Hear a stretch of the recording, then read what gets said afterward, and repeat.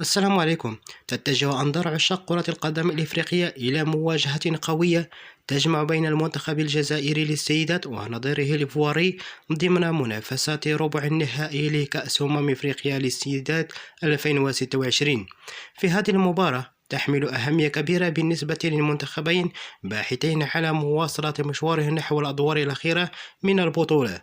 تدخل لاعبات منتخب الجزائر هذه المواجهة بطموح كبير من أجل تحقيق التأهل إلى نصف النهائي بعدما نجحت في البلوغ إلى الدور الربع النهائي، حيث يعوم الطاقم الفني على الانضباط التكتيكي وروح القتالية للاعبات من أجل تجاوز عقبة المنتخب الإيفواري. في المقابل يسعى المنتخب الكونغو الديفواري للسيدات على تقديم مباراة قوية ينتزع بطاقة العبور إلى المربع الذهبي، ويملك المنتخب الإيفواري عناصر قادرة على تشكيل خطورة خصوصا في التحويل الهجومي واستغلال خلف الدفاع للمنافسة.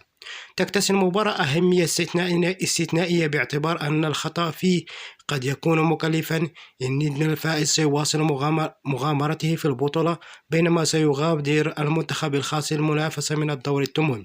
ومن المنتظر أن تشهد المباراة صراعا قويا في وسط الملعب مع اعتماد الجزائر على تنظيم دفاعي ومحاولة بناء هجومات بشكل تدريجي، وفي الوقت الذي قد تلجأ فيه الكوت ديفوار إلى الضغط والاستغلال سرعة مهاجمتها. كما سيكون التركيز الذهني عاملا حاسما، خاصة أن مباريات الأدوار الإقصائية غالبا ما تحسم بالتفاصيل صغيرة، سواء من خلال استغلال الفرص أو الكرات الثابتة أو الأخطاء الفردية.